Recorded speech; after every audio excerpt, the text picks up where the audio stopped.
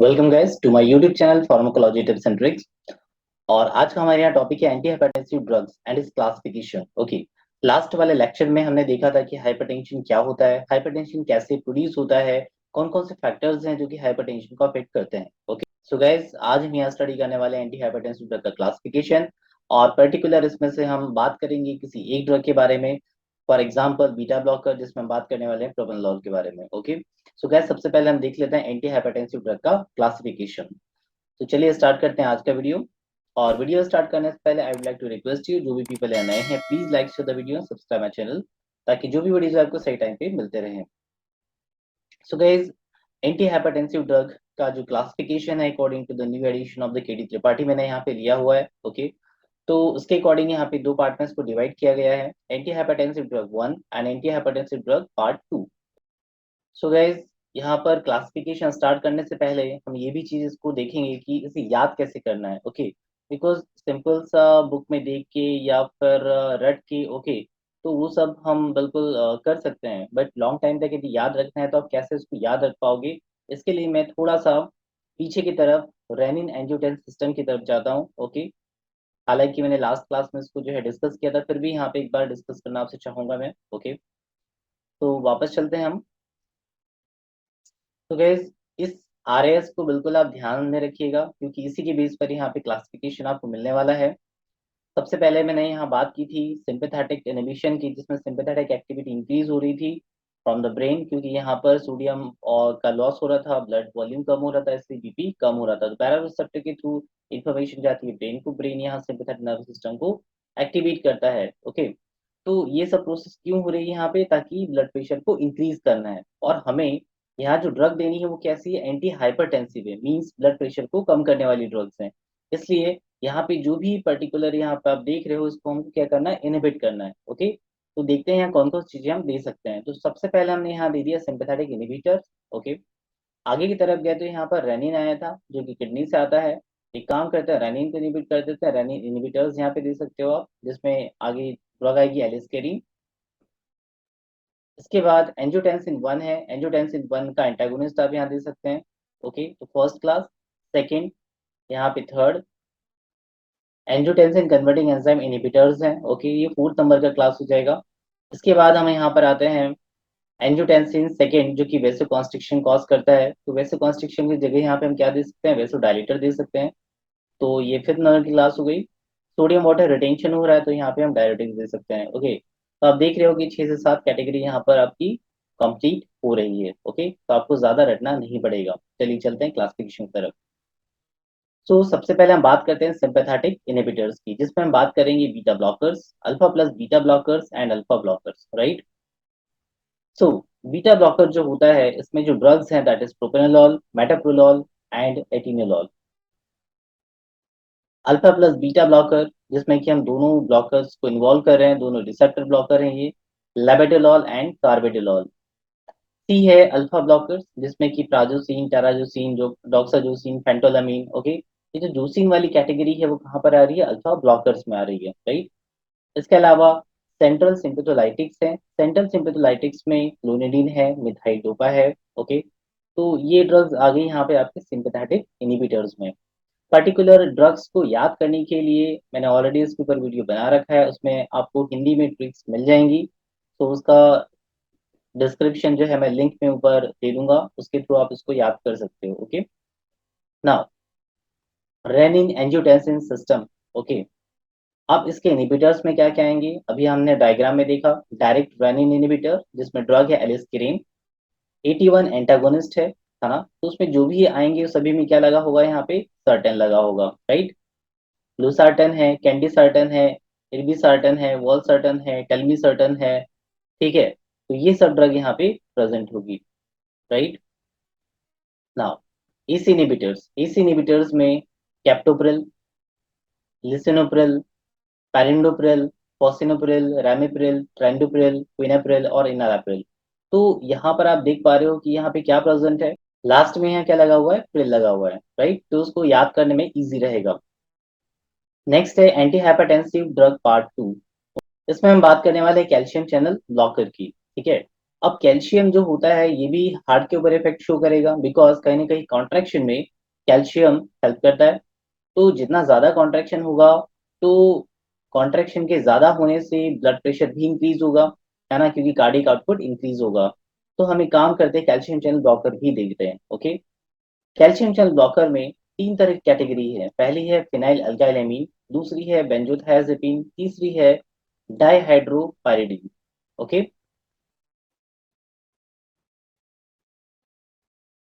Phenyl अल्काइलएमीन में आता है verapamil, एक ड्रग है। बेंजोथायाजेपिन में आता है diltiazem। और सबसे मोस्ट पॉपुलर कैटेगरी है डाइहाइड्रोपायरिडीन, जिसमें काफी सारी ड्रग्स आपने मार्केट में सुन रखी होगी, जिसमें nifedipine, felodipine, amlodipine, cilnidipine, lacidipine, lercanidipine, benidipine and nicardipine. Right. तो ये ड्रग्स बहुत कॉमन है और आपने यहाँ सुना होगा। अधिकतर एम्लोडिपिन के नाम से जो है ड्रग आती है। तो जो भी ड्रग्स आपको देखिए रैपर के ऊपर, आप उसकी कंटेंट जरूर देखा करिए, तो उसमें आपको उसके कंटेंट मिल जाएगा और याद करने में ईजी रहेगा। ओके, नाउ इसके अलावा वेसोडाइलेटर्स में दो तरह के हैं, आर्टेरियोडाइलेटर और आर्टरी प्लस वेनोडाइलेटर। आर्टेरियल डायलेटर जो होती है, इसके अंदर हाइड्रोलाजिन एंड मिनॉक्सिडिल। ओके, इसमें मिनॉक्सिडिल काफी पॉपुलर ड्रग है। आर्टेरियो डायलेटर में और वेनोडाइलेटर की दोनों को साथ में देते हैं हम, तो उसमें आता है सोडियम नाइट्रोग्लूसाइड, या शॉर्ट में हम उसको एसएनपी भी कहते हैं। ओके, तो एक ही ड्रग है, इसमें याद करने में हमें ज्यादा प्रॉब्लम नहीं होने वाली है। इसके अलावा डायूरेटिक्स, तो डायूरेटिक्स में तीन कैटेगरी आती है, थायजाइड, थाइसिलिन डायूरेटिक्स और potassium sparring diuretics. Thiazide diuretics में हाइड्रोक्लूरथायजाइड, क्लूरथैरिडोन और इंडेपेमाइड आती है। हाई सीलिंग्स में फ्यूरोसमाइड, और पोटेशियम स्पारिंग में आता है spironolactone and amiloride. Okay, so guys ये क्लासिफिकेशन है। तो आप जो है, जैसे मैंने सिस्टमेटिक वे में जो है रिप्रेजेंट किया है, आप भी सिस्टमेटिक वे में रिप्रेजेंट करिए, ताकि आपको लॉन्ग टाइम तक याद रहेगा। ओके, बुक्स कैटेगरी की यदि मैं बात करूं, तो उसमें डायरेक्टिक की कैटेगरी सबसे पहले गिवन है, बट मैंने आपको यहाँ पे सिस्टमेटिक समझाया है, और होपफुल कि आपको शायद याद हो जाए। चलते हैं इसके अब नेक्स्ट फार्माकोलॉजी पैरामीटर के ऊपर। तो सबसे पहले हम बात करेंगे फार्माकोलॉजी ऑफ सिंपैथेटिक इनहिबिटर्स की। राइट। सिंपैथेटिक इनहिबिटर्स मतलब एड्रेनर्जिक सिस्टम से रिलेटेड है, और एड्रेनर्जिक सिस्टम से रिलेटेड है, इसका मतलब है कि ये कहीं ना कहीं अल्फा बीटा रिसेप्टर पे वर्क कर रहा होगा।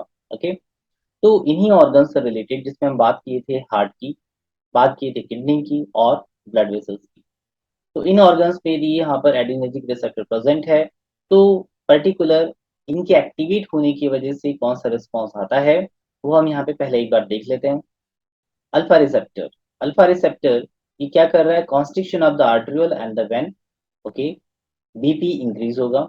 यदि आर्टरी और वेन में कॉन्स्ट्रिक्शन होगा, तो डेफिनेटली बीपी इंक्रीज होगा।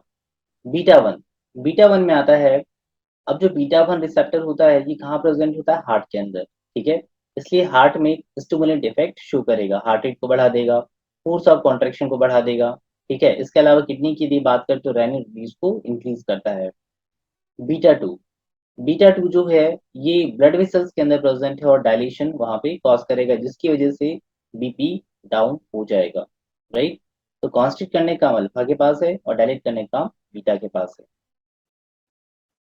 तो यहाँ एक समराइज फॉर्म में लिखा हुआ है मैंने, आर्टरी और वेन के अंदर alpha one, alpha two and beta two, heart के अंदर बीटा वन, किडनी के अंदर बीटा वन। राइट।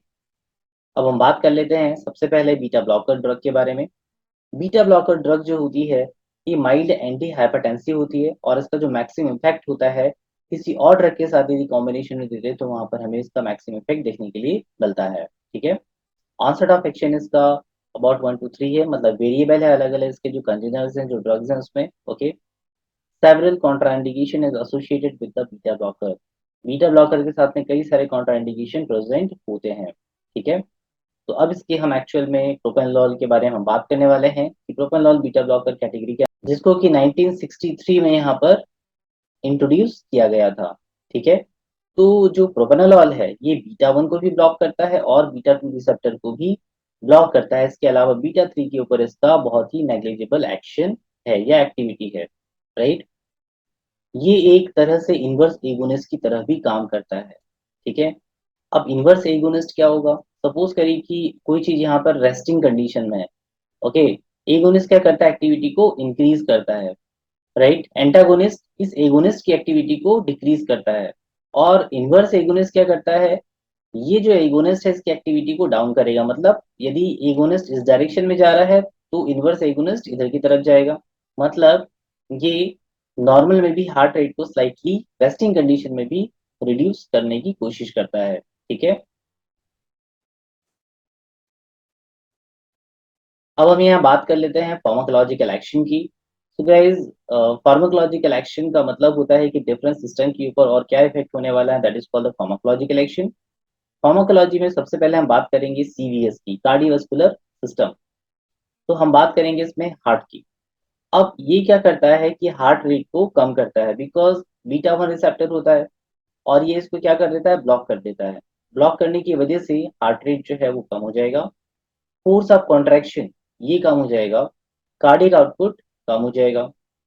और चौथा काम ये क्या करता है, प्रोलॉन्ग द सिस्टोल। ठीक है, ये सिस्टोल को प्रोलॉन्ग कर देता है। ओके, ताकि जब रिलैक्स नहीं होगा तो नेक्स्ट सिस्टोल भी नहीं आएगा, है ना। एक सिस्टोल हुआ उसके बाद में इसको रिलैक्स होना जरूरी है। तो रिलैक्सेशन वाला फेज जो है ये काफी टाइम बाद आ रहा है, राइट। इसलिए फोर्स ऑफ कॉन्ट्रेक्शन यहाँ पर कम हो गया।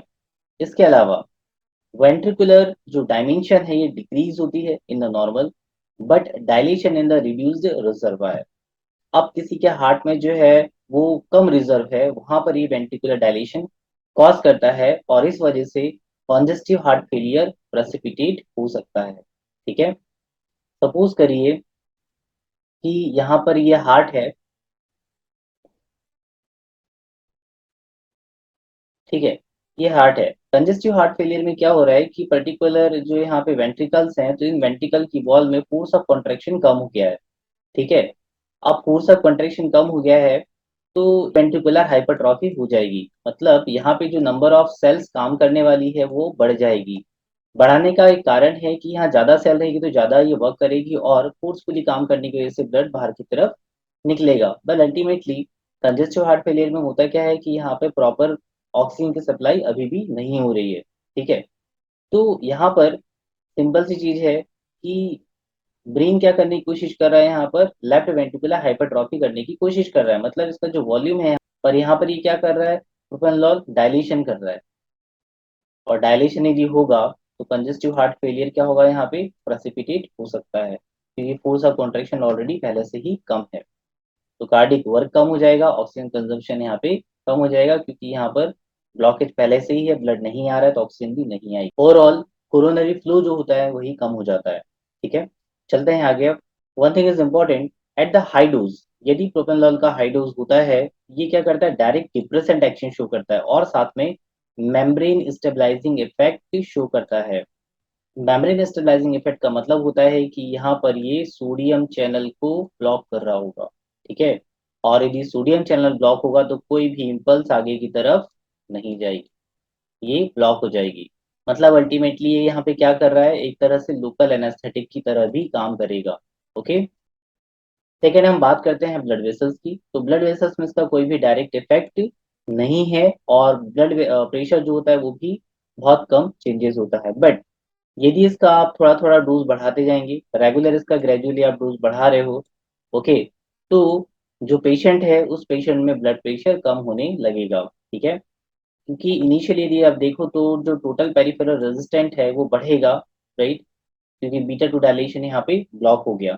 बट धीरे धीरे जब ये ग्रेजुअल हो जाएगा, क्रोनिक यूज हो जाएगा, उस कारण से टीपीआर जो है अगेन कम हो जाएगा, यहाँ पर टोटल पेरिफेरल रेजिस्टेंस कम हो जाएगा और धीरे धीरे ये बीपी को डाउन करने की कोशिश करेगा। ठीक है, नेक्स्ट हम बात करते हैं रेस्पिरेटरी ट्रैक्ट के बारे में।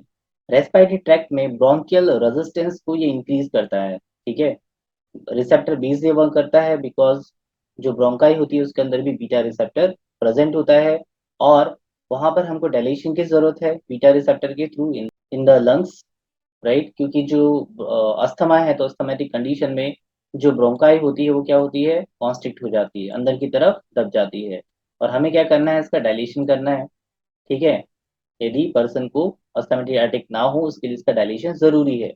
तो बीटा टू यहाँ डायलेशन करता है। ठीक है, बट जो हमारा ड्रग है ये बीटा ब्लॉकर है और बीटा ब्लॉकर होने की वजह से और ज्यादा कॉन्स्ट्रिक्शन कॉज करेगा और ज्यादा करेगा तो क्या होगा, अस्थमा और ज्यादा वर्सन हो जाएगा, खराब हो जाएगा और अटैक भी आ सकता है। ओके, तो रेस्पिरेटरी ट्रैक के ऊपर ब्रोंकियल अस्थमा हो सकता है या प्रेसिपिटेट हो सकता है। ठीक है, नेक्स्ट हम बात करेंगे सीएनएस की। सीएनएस में ये शॉर्ट टर्म सिचुएशंस में एंजाइटी को सप्रेस करता है। कभी कभी इसका जो इफेक्ट होता है वो बिहेवियर चेंजेस होना, ड्रीमिंग कंडीशन का ज्यादा बढ़ना, नाइटमेयर्स का आना, ये सब कंडीशंस जो है प्रोफेनोलॉल के साथ में हो सकती है। फिर बात करेंगे हम लोकल एनेस्थेटिक की। हमने पहले ही कहा कि ये क्या करता है, मेम्ब्रेन स्टेबलाइजिंग इफेक्ट शो करता है और इस वजह से ये लोकल एनेस्थेटिक की तरह भी काम कर सकता है। राइट, आगे चलते हैं। Metabolic effect. मेटाबॉलिक इफेक्ट में ये फ्री फैटी एसिड्स को बढ़ा देता है, जिसमें कि triglyceride LDL upon SDL cholesterol का जो रेशियो होता है इसको इंक्रीज कर देता है। जब थेरेपी चल रही होती है उस समय ट्राइग्लिसराइड और एलडीएल का लेवल इंक्रीज हो रहा होता है। ठीक है, जहां तक बात करें हम स्केलेटल मसल्स की, स्केलेटल मसल्स में ये ट्रेमर को कम करेगा और डिक्रीज द एक्सेसिव कैपेसिटी, है ना, एक्सरसाइज कैपेसिटी को भी ये कम करता है। बिकॉज कहीं ना कहीं यदि कुछ हार्ट कंडीशन है तो ब्लड फिर भी नहीं पहुंचेगा। ओके, और वहां जो ऑक्सीजन मिलनी चाहिए वो ऑक्सीजन नहीं मिलेगी। ठीक है, limit the glycogenolysis and lipolysis. Glycogenolysis को भी ये कम कर देगा। अब यदि ग्लाइकोजिनोलाइसिस नहीं होगा, ग्लाइकोजन से ग्लूकोज नहीं बनेगा, तो बॉडी को क्या होगा, ऑक्सीजन, इट मींस एनर्जी नहीं मिलेगी, और एनर्जी नहीं मिलेगी तो क्या होगा, एक्सरसाइज कैपेसिटी बढ़ेगी या कम होगी, डेफिनेटली कम होगी। ओके, तो स्केलेटल मसल्स में इस तरह का फंक्शन ये क्रिएट करता है। नेक्स्ट हम बात करेंगे आई पर। आई में ये एक्वस ह्यूमर के सिक्रीशन को डिक्रीज करता है और साथ में इंट्राऑक्यूलर टेंशन को भी कम करता है। लास्ट हम बात करेंगे यूटेरस की। तो यूटेरस में ये क्या करता है, रिलैक्सेशन कॉज करता है। ठीक है, चलते हैं इसकी फार्मेकोकाइनेटिक्स के ऊपर। तो फार्मेकोकाइनेटिक्स में हमारे पास हम दो तीन चार पॉइंट लेके ही चलते हैं, absorption, distribution, metabolism and excretion. ठीक है, तो एब्जॉर्प्शन में ये ओरल रूट से होगा, पैरेंटल से भी होगा, जिसमें 4:1 का रेशियो होता है। डिस्ट्रीब्यूशन लाइपोफिलिसिटीज में प्रेजेंट होती है, इसलिए पूरी जगह पे ओवरऑल बॉडी डिस्ट्रीब्यूट होता है, इवन ब्रेन में ब्लड ब्रेन बैरियर को भी क्रॉस करता है। मेटाबॉलिज्म में यदि हम बात करें तो फर्स्ट क्लास मेटाबॉलिज्म होता है इसके अंदर, जिसमें कि प्लाज्मा प्रोटीन बाइंडिंग इसकी 90% होती है, और इसका जो हाफ लाइफ होता है ये करीब 4 घंटे होता है, 4 से 6 घंटे के आसपास होता है। ठीक है, यहाँ मेंशन नहीं है, बट 4 to 6 आवर इसका हाफ लाइफ होता है। तो this is the pharmacokinetic parameter. So guys, thank you very much for watching this video. Hope so कि आपको यहाँ समझ में आया। In case if any query you can comment me, I will definitely answer it. Okay, so guys, मिलते हैं next video में, तब तक के लिए थैंक यू, बाय बाय।